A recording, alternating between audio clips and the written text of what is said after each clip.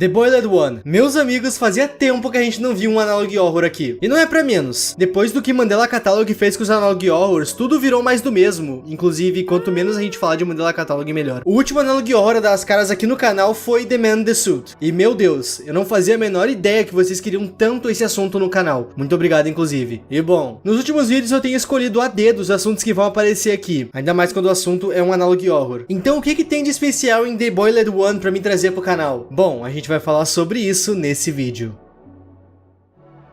Opa, se tu quiser apoiar o canal de uma forma mais direta, dá uma olhada na minha coleção na loja, o link tá sempre aí na descrição.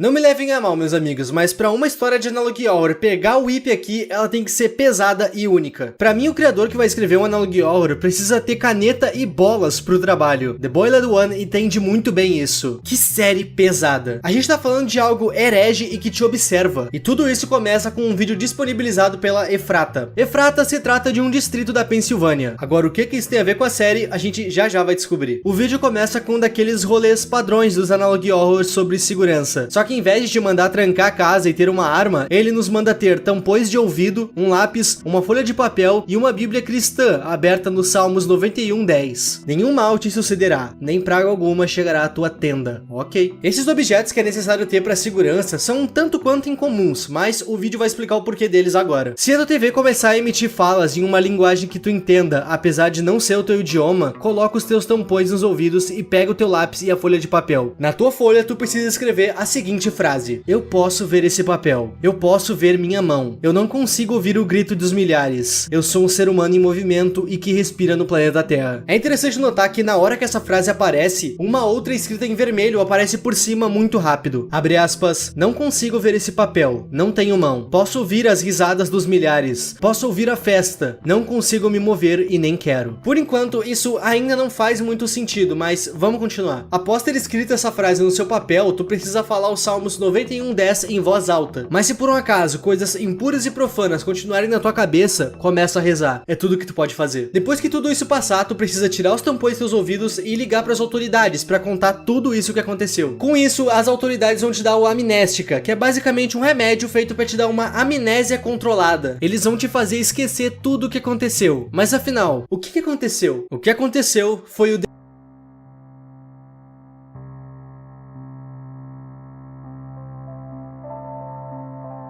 No fim dos anos 80, um programa de TV iria estrear na rede de TV local da Pensilvânia, e esse programa seria direcionado a falar sobre plantas e natureza, sobre a vegetação em geral. Pelo que eu entendi, esse programa iria convidar em todo o episódio um famoso para participar, e essa estrela e o narrador do programa iriam conversar sobre a beleza da natureza e seus perigos, e principalmente como se proteger deles. Esse programa era direcionado ao público infantil, e bom, em 2001 o programa teve que ser cancelado e tirado do ar. Isso porque o narrador anfitrião do programa faleceu. E a partir da sua morte, algo muito estranho aconteceu. Em 13 de setembro de 2003, o 13º episódio da série começou a ser transmitido misteriosamente. Ninguém do canal local entendia o porquê que aquilo estava sendo transmitido, afinal o programa tinha sido cancelado. De início, todo mundo achou que aquilo lá era um ataque hacker, até porque esse tipo de coisa já aconteceu nos Estados Unidos. Porém, esse caso era diferente. Durante essa retransmissão misteriosa, uma outra coisa invadiu o programa. Uma estranha face vermelha e derretida, falando um idioma irreconhecível, entrou ao vivo no programa. Estranhamente, aquela criatura não falava inglês, mas todo mundo que assistiu aquela transmissão na época afirma ter entendido cada palavra dita por ele. Antes de nos mostrar a gravação, o vídeo nos conta que a gravação foi encurtada e que é recomendado assistir esse vídeo com óculos de luz azul e com seus tampões nos ouvidos. Talvez a imagem que tu vai ver e o que tu vai ouvir nunca mais saia da tua cabeça.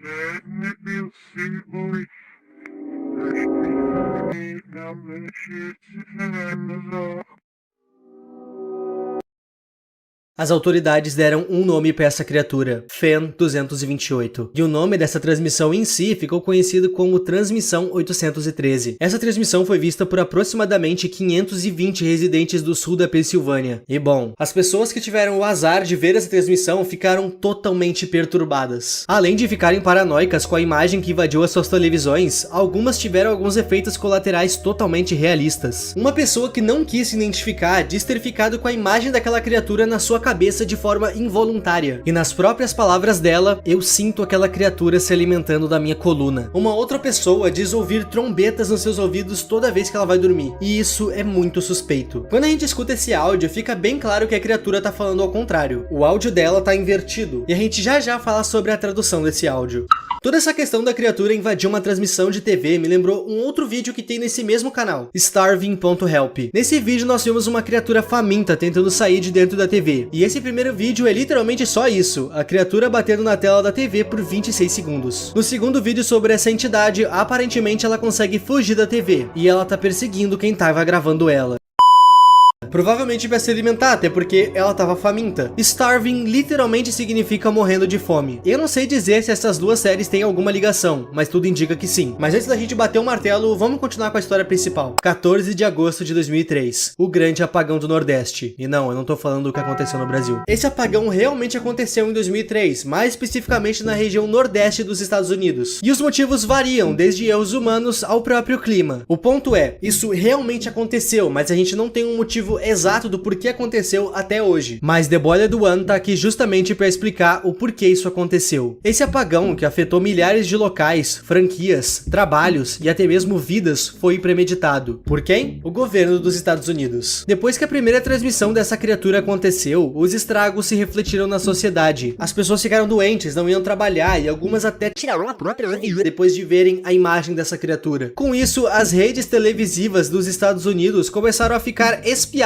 para caso isso viesse a acontecer de novo. O plano deles era identificar que isso ia acontecer e cortar o canal do ar antes que a transmissão começasse. Em um belo dia, os operadores de sinal de TV notaram uma anomalia na frequência. Com isso, eles tentaram derrubar os canais, já prevendo que seria essa coisa de novo. Só que o canal não saía do ar por motivo nenhum. Para controlar essa situação e ninguém acabar vendo essa criatura de novo, eles resolveram cortar a energia do Nordeste dos Estados Unidos inteiro. Essa era a única chance de parar aquela anomalia de entrar ao vivo de novo. O prédio da emissora tinha geradores, com isso eles conseguiram ver e gravar a transmissão. Como é de se esperar, prédios corporativos e empresas possuíam geradores e outros meios de energia. O governo dos Estados Unidos foi de local em local por todo o Nordeste dos Estados Unidos coletando as TVs, disquetes e qualquer coisa que possa ter gravado a aparição da criatura. Tudo para poder destruir todos os vestígios que essa coisa um dia existiu. E isso é uma coisa interessante de se citar. Para os cidadãos americanos, essa criatura nunca existiu e quem porventura se lembra dela trata isso meio que como uma lenda urbana, bem parecido com o Goku e o 11 de setembro aqui no Brasil. As pessoas não se lembram de terem visto essa criatura, porque sempre que tu vê ela, o governo te instrui a ligar pra ele. E a partir dessa ligação, eles fazem aquela amnésia controlada pra fazer com que tu esqueça dessa transmissão. As pessoas nos Estados Unidos não sabem dessa coisa, e o governo não vai medir esforços pra que tudo continue assim.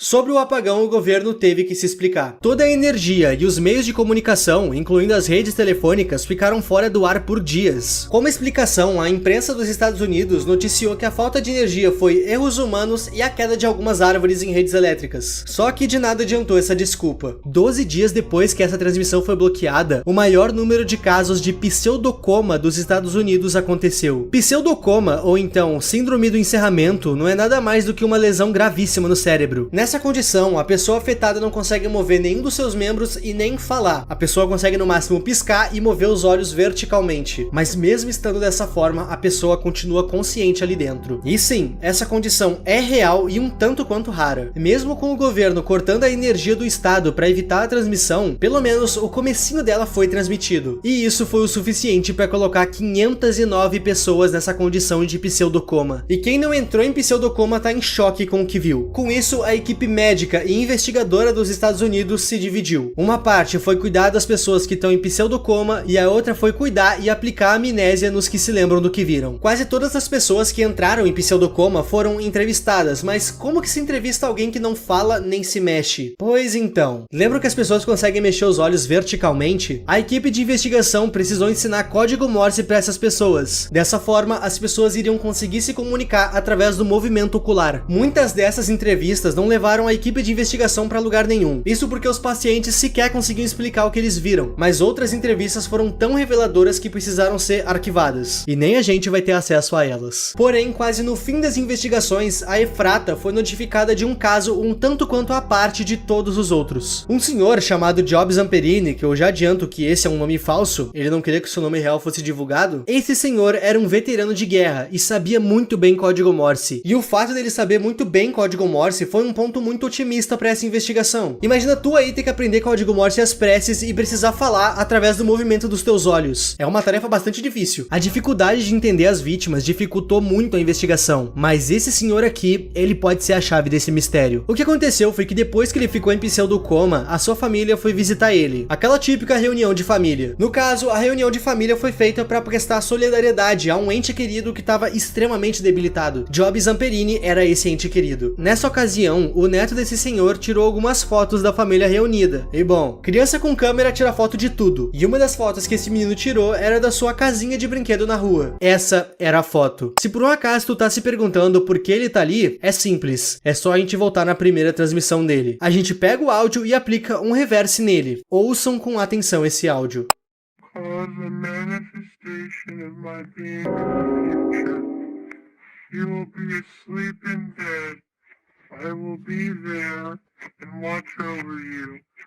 When you wake, you will not be able to move any part of you. When your doctors eventually find you, they will not see me, but you will, and I'll see you too. Forever, I'll see you. Zamperini disse que havia algo profano na espreita da sua casa. Essa coisa falava com ele de alguma forma, mas ela falou pra ele que se ele descrevesse o que ela dizia pra qualquer pessoa, essa coisa machucaria ele e os outros à sua volta. A entrevista de Zamperini. Durante a entrevista, o investigador Gomes vai perguntar pra ele se algo mudou desde que ele ficou naquela condição. O Zamperini vai dizer que em todo canto ele vê um rosto vermelho e desfigurado. O Gomes pergunta se ele já havia visto aquele rosto em algum outro lugar antes na sua vida, e o Zamperini diz que nunca viu antes daquela transmissão. O Zamperini também cita que, junto daquele rosto, ele também começou a ouvir alguma espécie de trombeta toda vez que ele vai dormir à noite. Ele cita que aquela criatura tá perto deles, o rosto tá ali com eles, o rosto tá na janela.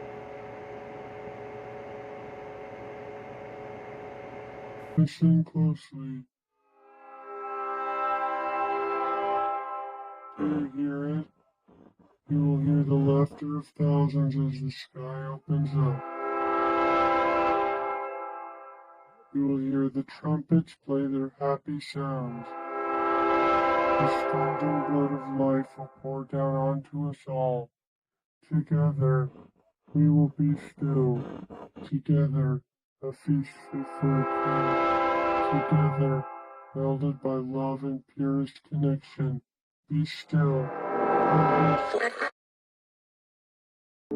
Hora das teorias. Zamperini foi o único entrevistado que falou coisas conexas. Isso porque ele sabia falar código Morse. Ele nos explicou que desde que ele viu a transmissão, ele começou a ver aquela criatura em todo canto. E isso bate com o que a criatura disse na sua primeira transmissão. Abre aspas, você estará dormindo e morto. Eu estarei lá e cuidarei de você. Quando você acordar, não será capaz de viver nenhuma parte de você. Por mais sensível que seja eu falar isso, o Zamperini e todos os afetados estão sempre dormindo ou parados. Eles não vivem nenhuma parte de seus corpos. É como se eles estivessem mortos, como a criatura citou. E de fato, ela estava lá, cuidando dele. É dito que a família do Zamperini sentiu uma áurea pesada na casa dele. A foto em que essa coisa aparece e a própria aparição dela no quarto do Zamperini entregam que sim, a casa dele estava amaldiçoada. Todos que estão na mesma condição do Zamperini e estão sendo atormentados por ele. Mas afinal, o que é ele? Antes de entrar nesse tópico, eu quero deixar bem claro que, pelo amor de Deus, isso aqui é uma história feita pra ser herege. Eu não tô invalidando e nem reescrevendo Gênesis contando ela pra vocês. Isso aqui é só uma história, ok? Dito isso, tudo dá a entender que essa criatura era pra ser Jesus. O último diálogo dela, pelo menos, dá a entender que sim. As trombetas tocando, o céu se abrindo, e somente quem ficou nessa condição ouve as tais trombetas.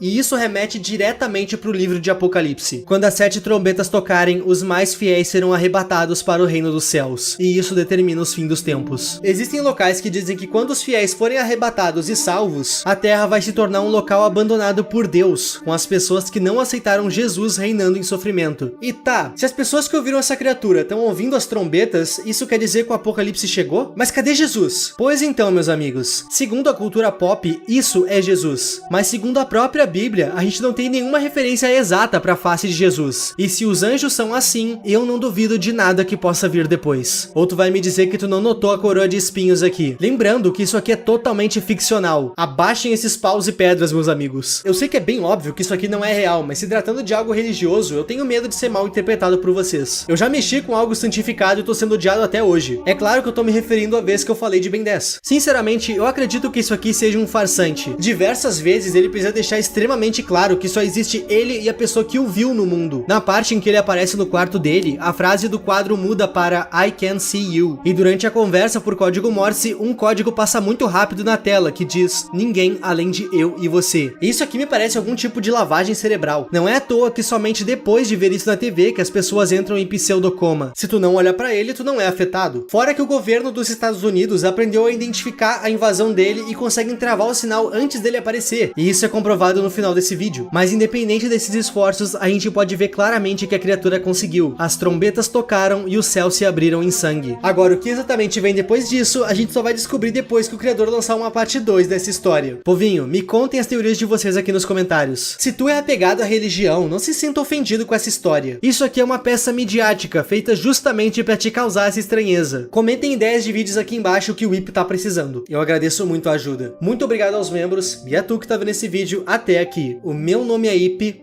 e tchau.